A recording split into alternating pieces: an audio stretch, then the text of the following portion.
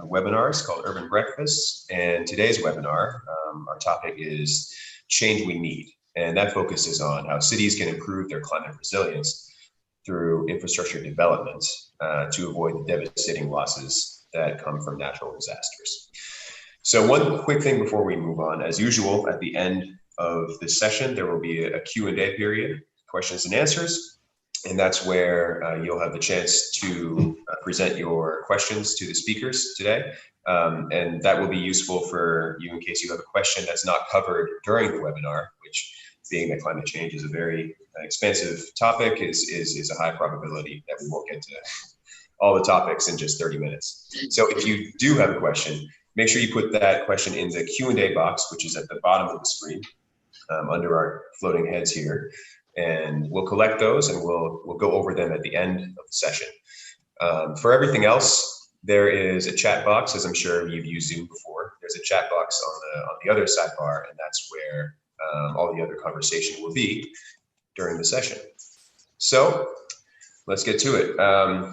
Climate change, of course, is a very complex topic, and here to help us unpack it a little bit, we have with us this morning Fabienne Peruca, who is CDIA Urban Development Specialist, and her colleague, CDIA Program Manager, Neil Chatter. So Neil and Fabienne are going to give some information about how cities can build climate resilience through infrastructure and capacity development. So without further ado, Neil, I'll leave it to you to introduce yourself to everyone.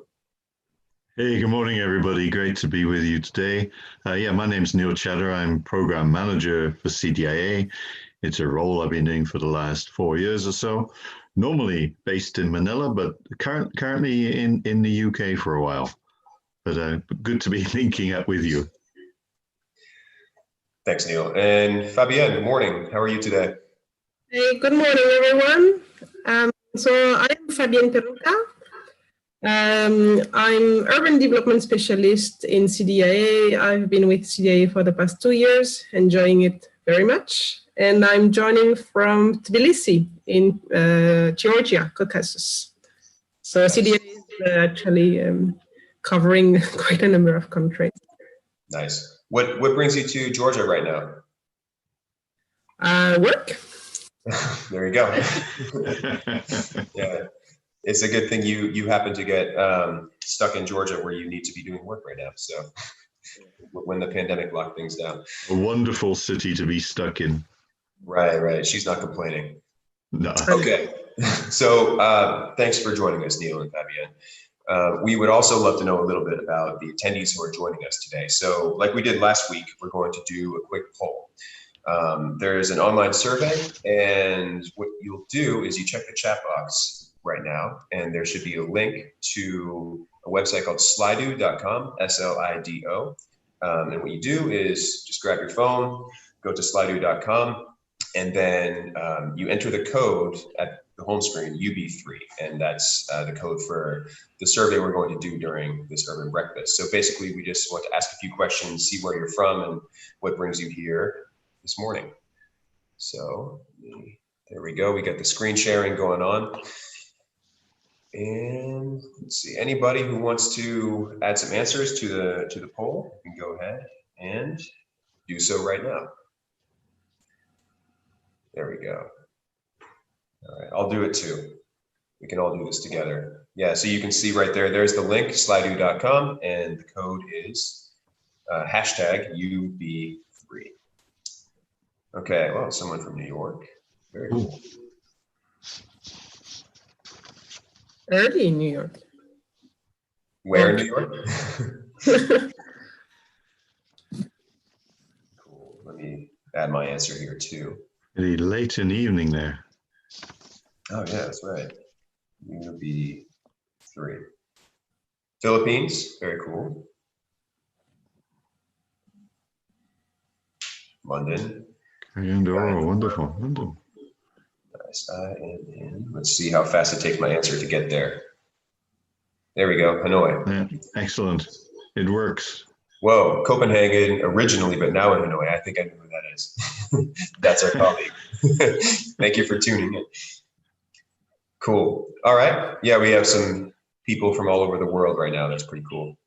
Okay, and this one's a little more specific to today's interaction. What is your interest in today's Urban Breakfast webinar? What brought you here to join us today?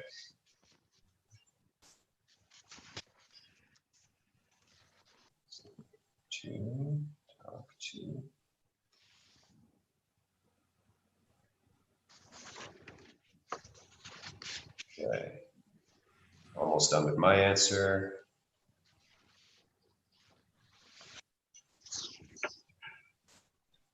Okay, to gossip with Neil and Fabienne, keeping up cool. with Anytime. keeping up with current trends, climate smart infrastructure. Yeah, that's going to be a big part of this today. Okay, why resilience is a city responsibility and not a national responsibility.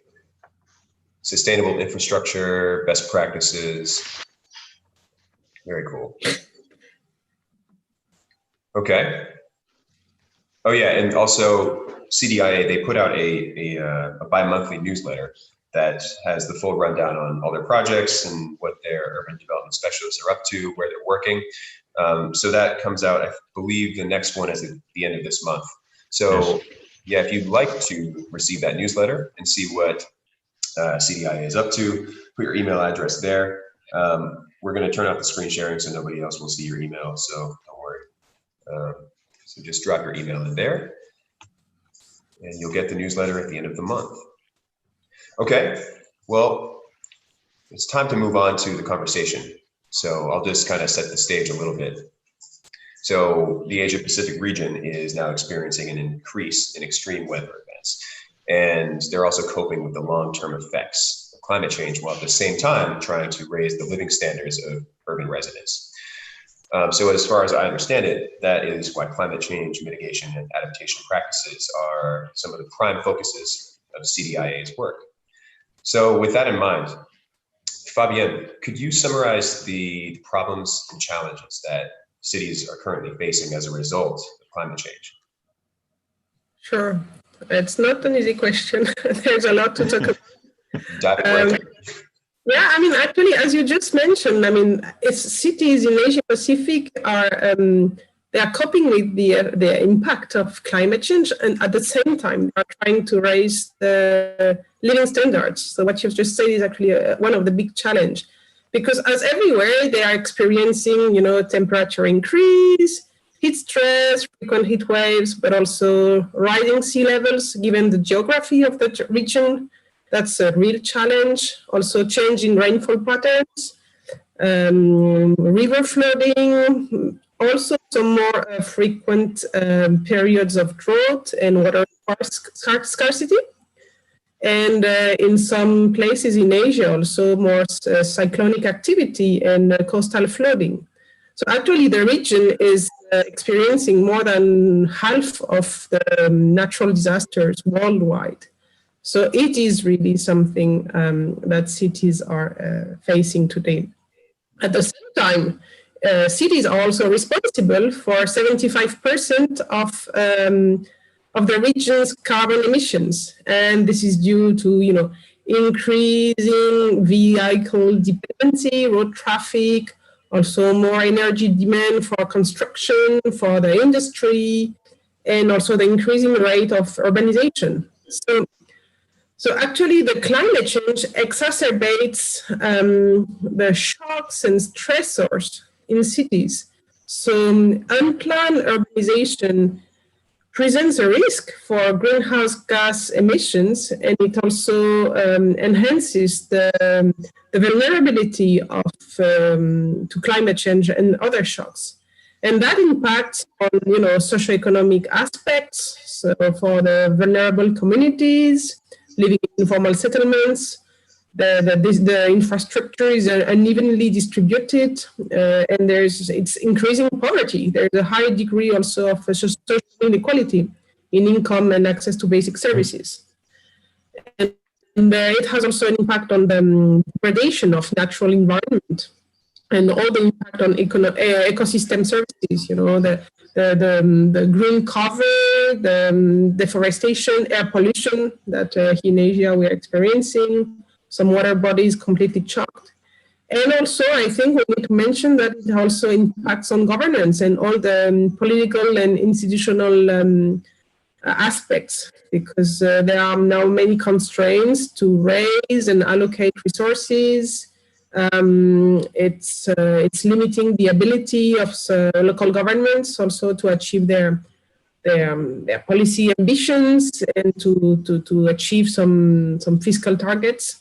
So it's not just about storm surge. Really, climate change, and when you want to deal with resilience, you have to think holistically as a system. Yeah. Thanks, Fabienne. With this in mind, why does CDIA's work specifically focus on secondary cities? Neil? Yeah, multiple reasons for that, Ben. But first and foremost is that we in CDIA, we're very concerned that the secondary cities in Asia are being left behind. Everybody likes to deal with the big, sexy cities where everybody, knows them and the tourist spots. But there's an awful lot of cities out there in Asia which we need to pay attention to. Really, they're urbanizing at a much faster rate than the larger cities. And there's a widening infrastructure gap in key issues such as public transport, waste management, water supply, and other systems are all fallen into disrepair because of a lack of maintenance or insufficient investment for upgrades. Now, secondary cities need much more help from CDI because, as I say, they're less attractive to potential investors. Their income levels are lower, which makes them less able to pay back the loans which they take out from international organizations. They're particularly susceptible to natural disasters because of the lack of prior investment. They're in a really vulnerable place. Many secondary cities are at a stage where interventions made now can make a really big difference, and really they just need help to make it happen, and that's where we come in. Great, thanks, Neil. Well, with that in mind, CDIA does a lot of different things with cities, but why does CDIA place such a high priority on working on climate change adaptation and mitigation? Maybe you can take that one, Fabienne. Yeah. Our mandate is really to help cities, secondary cities, as Neil just mentioned, to create bankable infrastructure projects that funding agencies and governments will invest in. And climate change adaptation and mitigation is one of our pillars of action. And we believe so because the opportunity is now. I mean, it was already before, but now it's more than ever now. So, and we do work on adaptation and mitigation because, when you plan your investments and your infrastructures today, it will have really a long-term impact, and it will really shape the direction of the urban growth and the development for decades in the city. Once a city is built, it's really, really difficult to change the spatial structures. So we better act now and quite early. So I think working also on climate change adaptation and mitigation, especially on adaptation, it really improves the attractiveness and for the place to live, to work, for the recreation. And urban resilience has also an inclusive approach. It incorporates diverse stakeholders. It focuses on vulnerable communities and ecosystems. So, and something quite important is also that when you manage the climate risk early, it's more cost effective than to respond later. So actually, it is an opportunity, also economic opportunity, to plan, to develop, and to manage cities that are more ecologically and economically sustainable. And that can be, for example, investing on public space, expanding, working on dedicated cycle lanes. This is good due diligence, actually. And it reduces the long-term risks and costs through when you strengthen your infrastructure and you improve the operational efficiency. So, and also, I mean, more strategically, when you formulate strong urban resilience plans and you put forward low carbon and resilient recovery, actually it helps city meet their goals and their transformation, the transformation they want. So it really accelerates the change on their strategy and their goals. So that's the case, for example, for health and safety. So CDIA comes in quite early, and we really help it's come quite early in the process, and we help preparing and prioritizing investment with climate co-benefits so that it attracts more financing and support for implementation at early stage of preparation. Actually, we intervene at early stage of preparation. Thanks, Fabienne. Yeah, that makes sense, especially most crucially about intervening early. Hopefully we can make that happen in these cities. Well, let's go to the next section of the conversation here, and we want to talk a little bit about how CDIA works with cities to address the challenges that face them due to climate change. Neil, what can you tell us about how CDIA engages with cities? Yeah, thanks, Ben.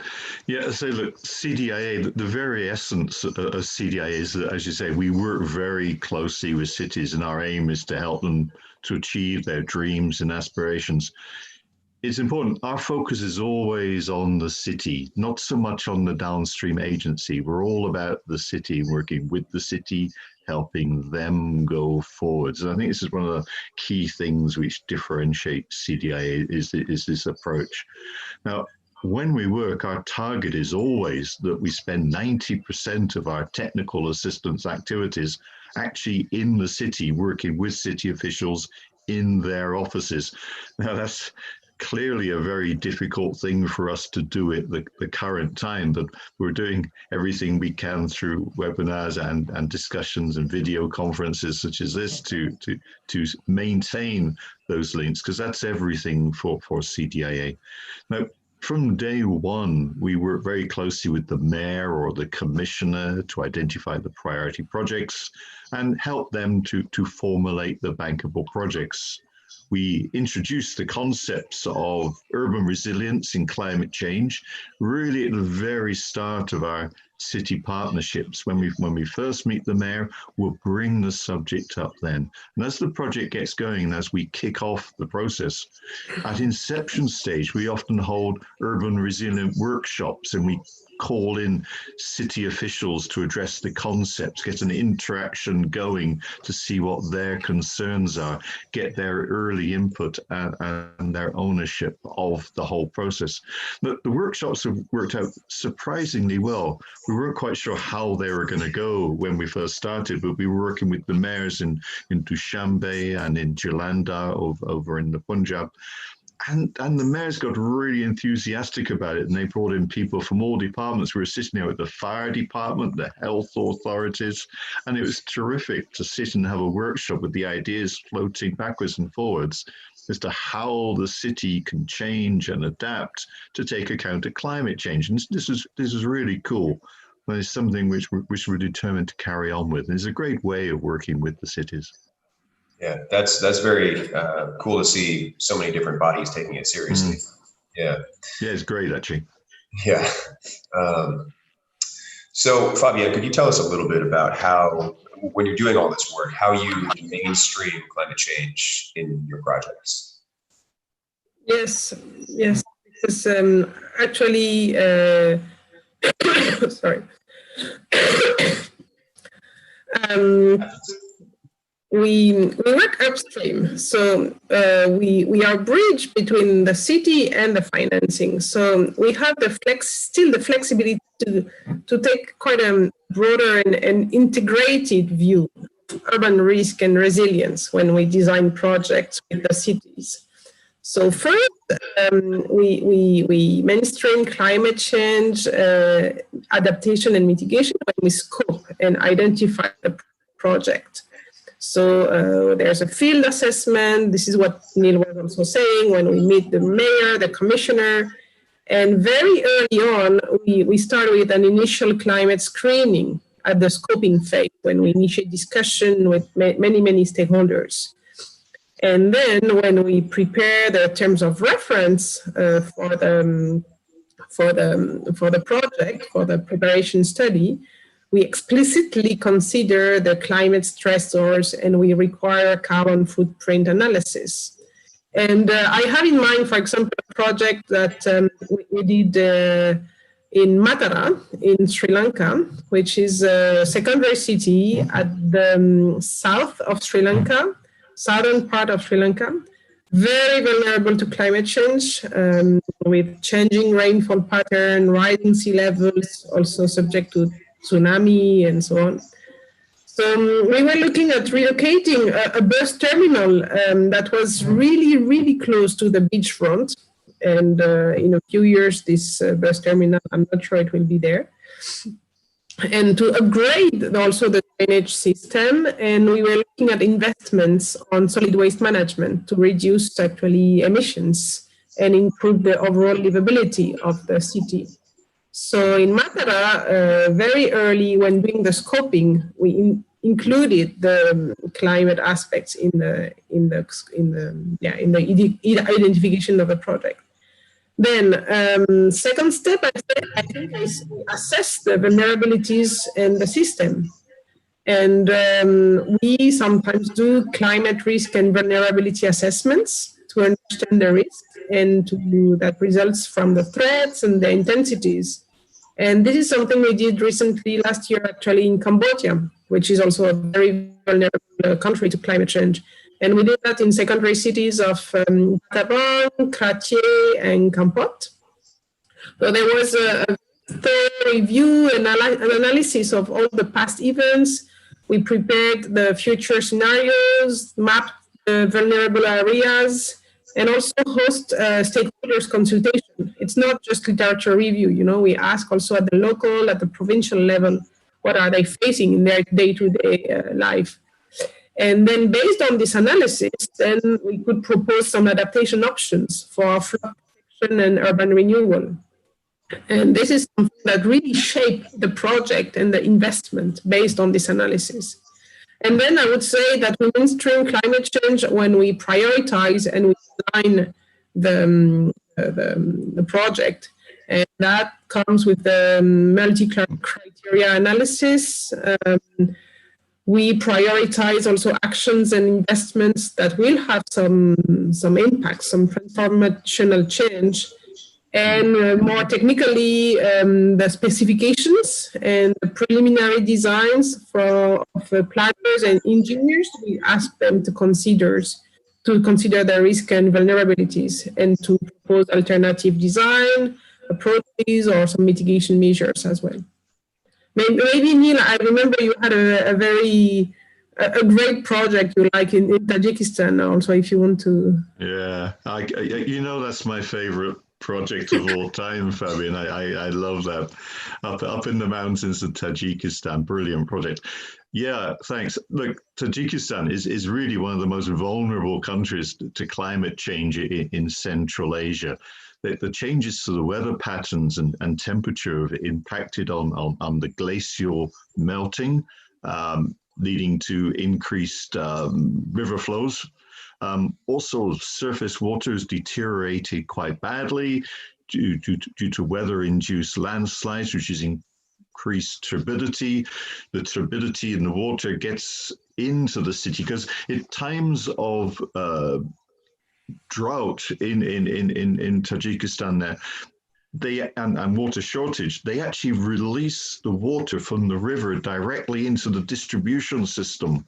And so the people are very vulnerable to the higher turbidity loads. And that's actually led to some of the highest incidence of diarrheal diseases in children in the world. So when we designed our project, we took these factors into account and we focused initially on protecting the existing infrastructure from the flooding. We also helped switch more from surface water to groundwater. And in parallel with that, we started looking at reducing the non-revenue water so we could reduce the reliance on the dirty river water in the first place. So the entire project was designed with climate change in mind. And I say it's going ahead now. I'm delighted. Actually, I had a meeting with Dushanbe yesterday, and the project is now getting going for real. So it's really exciting. Nice. So I'm looking forward to getting back there and seeing the impact we've managed to have. Yeah, it's brilliant. Yeah, thanks, Fabian. You know I like talking about that place. Yeah. Nice. Yeah, that's great that project is moving forward right now with everything that's going on. Yeah, it's cool. Well, let's move on. This is a question for both of you, I guess. How do you strengthen the capacities of your partner cities to handle the threats that come with climate change? Well, yeah, that's a big question. Thanks. If I jump in then, look, really, institutional capacity development, it's integral to everything we do in CDIA in order to promote sustainability.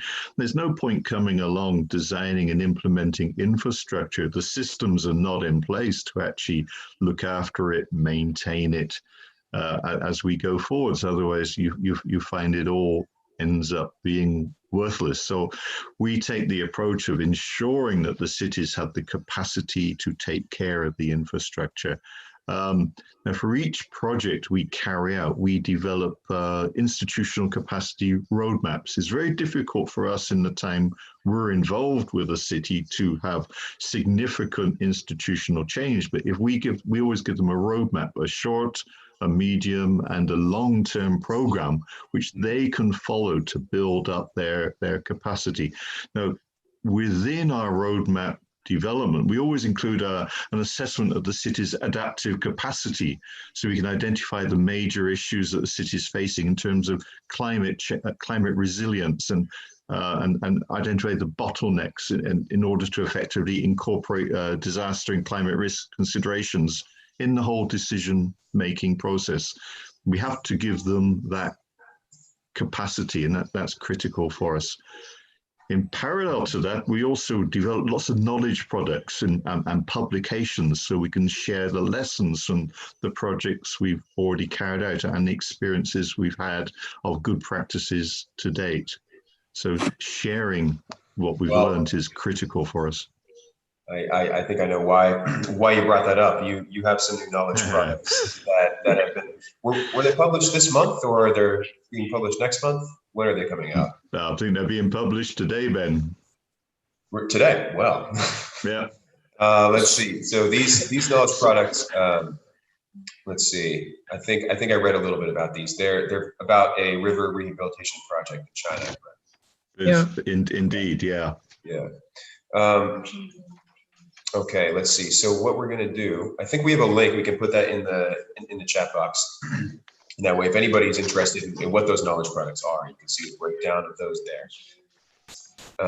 Okay, and it looks like, yeah, check the chat box right now. There's a link to a page on CDIA's site, and also we're going to share the screen right here. There we go. Okay, cool. So CDIA, I know they've been working for a long time on these, and they're finally finished. And like with that in mind, Fabienne, would you like to kind of quickly walk us through the process that it took to create these knowledge products? Yeah, sure. Yeah, because I mean, actually, we are taking the opportunity of this webinar to actually launch those new publications on urban river pollution management, and they came out as a need for advisory services for an ADB project. Last year, CDIA actually provided technical assistance to the municipality of Guangdong in China, in Huanhui province. I hope I pronounce okay. You're doing better than me, Fabian. Anhui, maybe. But I could be wrong. And that was for the preparation and of a river, the Xinjiang River Ecological Protection and Green Development Project. So now this China is receiving loan from the ADB of about $100 million and 50 million euro from KfW, the German corporation. So, and overall, this project will upgrade sewage and stormwater facilities to reduce the pollution in the Xinjiang River. So what we did actually is we were tasked to look at innovative topics, and we developed the KPs, the knowledge products, the publication, to serve as guidance notes for the PMO of the municipality, so that it's a best practice on the topic. And we co-developed them with the municipality. It was not just remote experts doing their blurb on their side. It was really, there's a full ownership of the city on those publications, and they really wanted recommendations from experts. So actually the experts took part in consultation, in capacity building events with local stakeholders, and then it has enabled everyone to understand better the design, the construction, also the future operation and maintenance of the suggested innovations. So now, I mean, CDIA is really seen as a partner of the city. And that has led to the introduction of some innovative concepts. I mean, one of them is on climate change, but there are also other topics, and also approaches, for the project design. And I think that makes Huangshan quite a pioneer city in China on those fields. And hopefully those publications can also be useful for other Chinese cities interested in the same topics. There are also case studies from other parts of the world. It's not only China. So yeah, I mean, it was really great actually to work with the city to learn from them and develop that together, so that they can still refer back to those publications as recommendation as they move along, as when they implement the projects. Nice. Well, it sounds like a lot of work, but it looks like it paid off. Neil, could you quickly explain what these 4 publications are?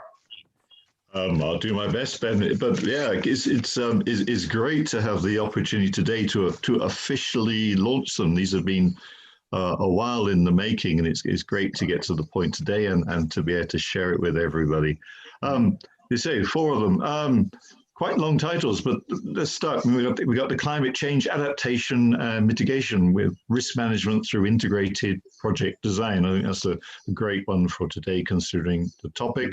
This is all about strengthening the resilience of Huangshan municipality to climate change impacts, mainstreaming climate change adaptation and mitigation measures into the Huangshan River project, and it's the paper's and study emphasizes an integrated approach involving a range of stakeholders, using risk analysis to promote an understanding of the urgency of tackling climate change.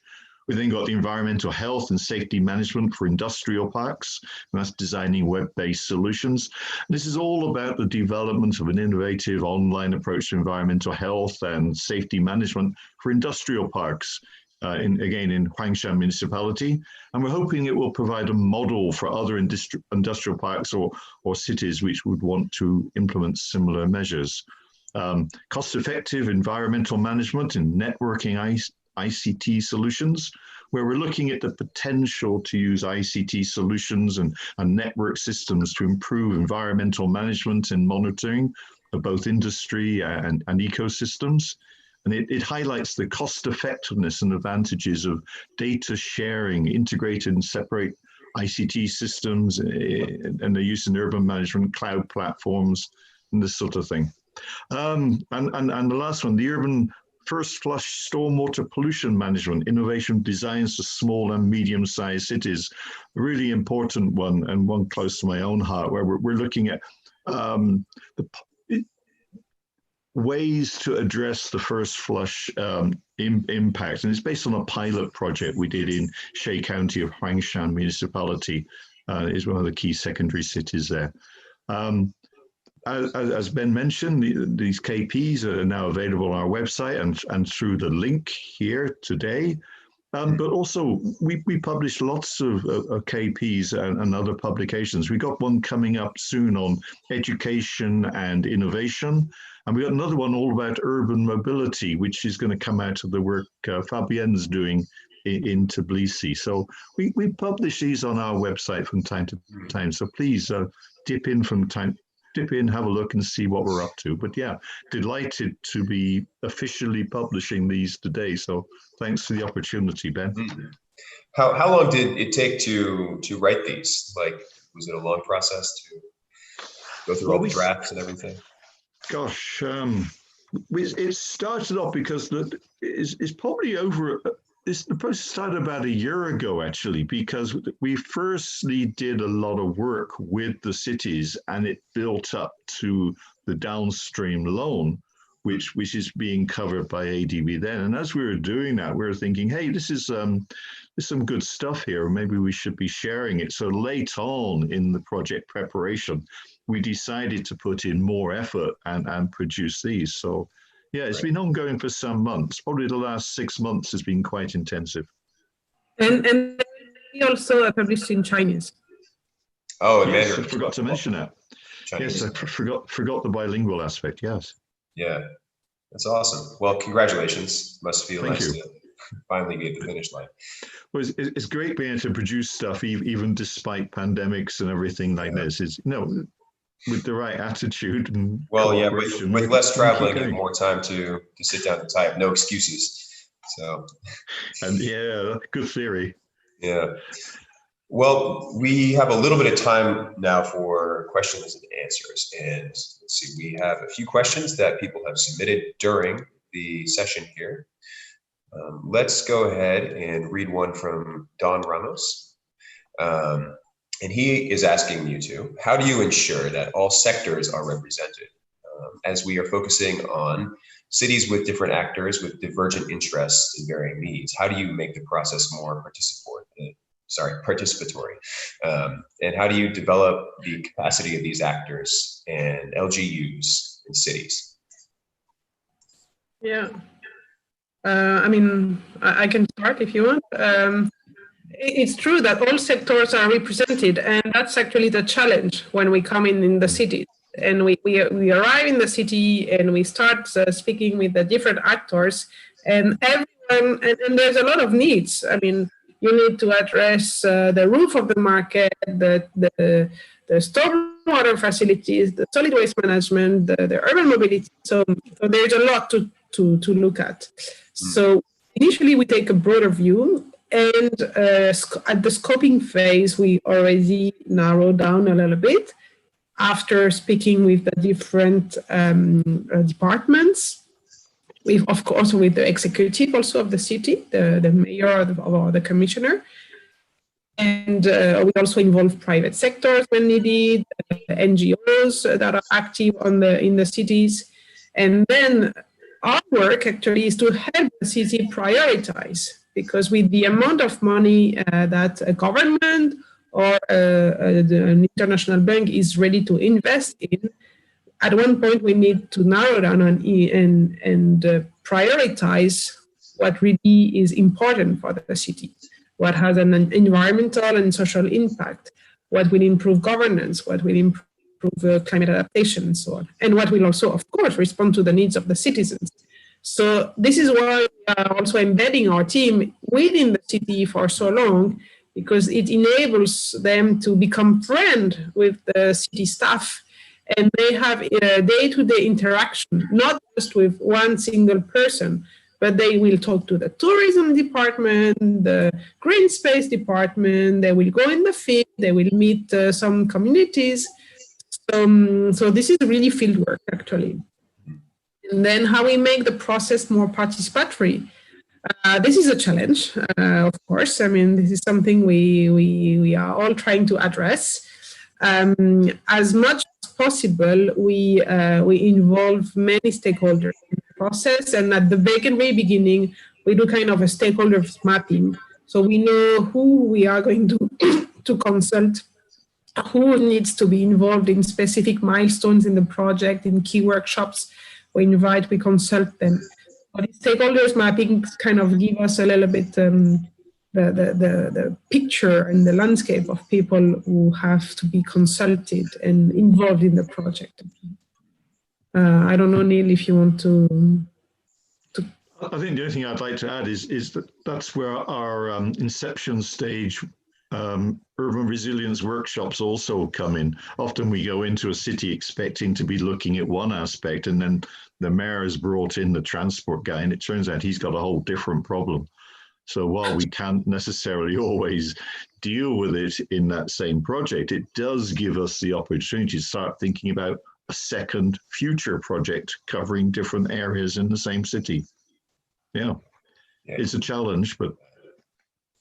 Right. And the question about how to develop capacity, I think Neil addressed that a little bit. I mean, we are realistic that within the time frame of our intervention, we are not going to change all the capacities, but at least we give some recommendations, because this is a process and everyone has to come in. So it's not just CDIA, it's also the government, other actors. There are also sometimes other stakeholders, international or local or national. So this is all in the roadmap so that people know we suggest what they can do on the short, mid, and long term. Well, thanks both of you. Let's move on to a question from Elise from the US. She says, I'm hopeful this discussion might address the existing challenges of urban sanitation, meaning human waste management, and how likely it is to get worse rather than better with increased storms and flooding. So she says, do we give up on SDG 6, or is there something promising in the sanitation sector that might actually improve or even sustain basic sanitation services for general urban populations? Neil's nodding a lot. Maybe he wants. Yeah, I fully recognize the problem, and sanitation is always a difficult one because it costs an awful lot, and it is not so sexy to the people who like to get in developed cities. No, I don't think we got to give up. And there's massive challenges. There's a lot of work's gone on in the water sector. That's led to more wastewater being produced. We got the impact of combined systems, increased storm flows, making it more difficult. Now, we certainly don't give up, and we in CDIA are continuing to do sewerage projects. We've actually just finished one in Siem Reap in Cambodia, where we came in, we helped the World Bank to design a much upgraded wastewater system, which will cope with both the effects of climate change and also the massive increase in tourism there. It's a huge subject to address. There remains a lot of work to be done, but it's very much core of our works. Wastewater is a critical part of CDIA's work. So, yeah, we're doing what we can. Great. Well, as usual, we're running a little short on time, but let's try to get to one more question here. Yeah, let's take care of one more from Yongbol Du, and that question is: how might we ensure that climate resilience measures also reduce inequalities instead of exacerbating them? Yesterday, it was noted during a fireside chat about inclusive cities that resilience has become something of a crutch to justify the status quo, climate apartheid, in the words of Desmond Tutu. So, basically, how can we ensure that climate resilience reduces inequalities instead of exacerbating them? I don't know which one of you wants to grab this one. Yeah, I can start. Or go ahead. Both are very exciting. Please, over to you, Fabian. There's so much to talk about on this subject alone. Yeah, because climate change, as you say, it exacerbates poverty and social inequality. But actually, if you work in the city and you address, if you focus on the vulnerable areas, the vulnerable communities, if you speak with them, and when you look at other informal settlements, and this is where you focus the investment, the upgrade of services, these communities working with them and upgrading the services in this area will also enable them to be less vulnerable to climate change. And when you don't have to worry about whether your roof is going to disappear the next day, yet you can focus also more on on economic work, and you can go to work. Also for women, women are the most impacted of climate change.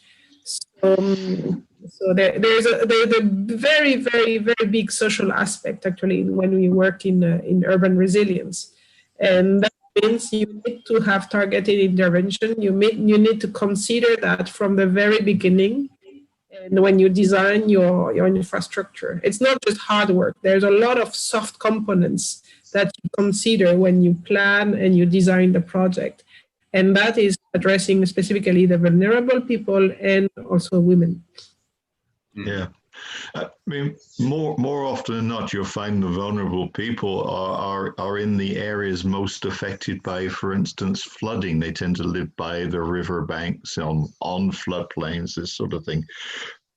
Pro-poor is one of the key pillars of CDIA work, and we always try to ensure that when we go into a city, we do look at all aspects of it with a particular focus on the poorer, less developed areas. I think one of the best projects we did in this regard was in Pakistan. The climate impact or climate change impact in Pakistan is huge, and we were working up in Khyber Pakhtunkhwa, in Peshawar, Amardan, and Abbottabad, quite famous for other reasons.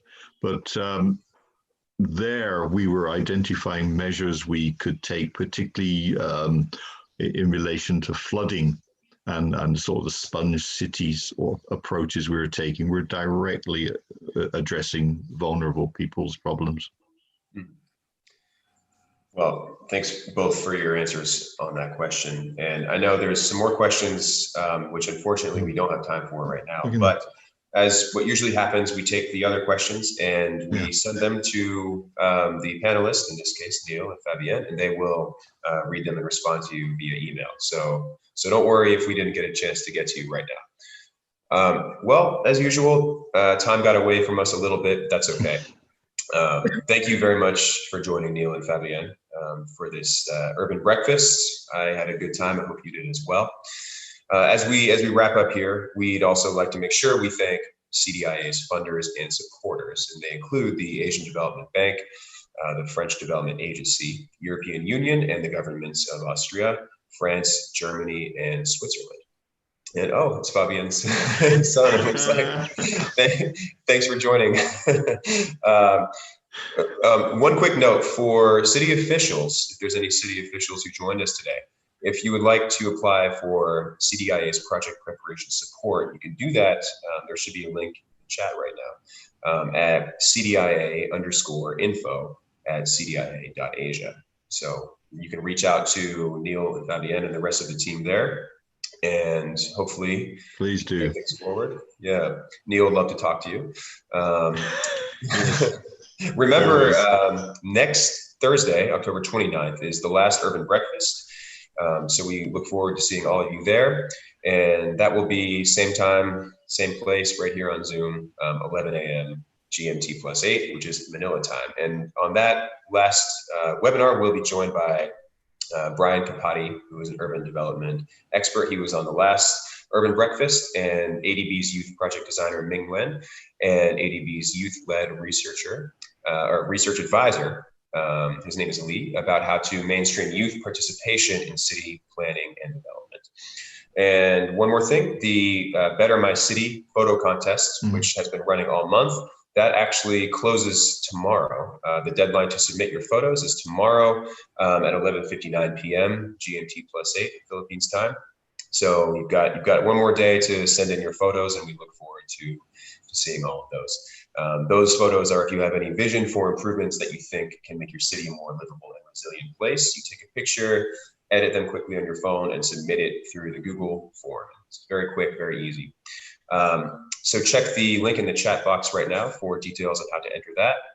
And that just about wraps it up. So thanks everyone for joining. And thanks again, Neil and Fabienne. Hope you have a great day.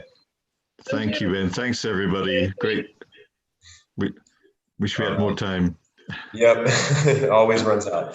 That's what happens. All right, take care, everybody. Let's see. Yeah. Well, find out how to leave. There we go. Thanks, everybody. Bye, Bye-bye. guys. See you.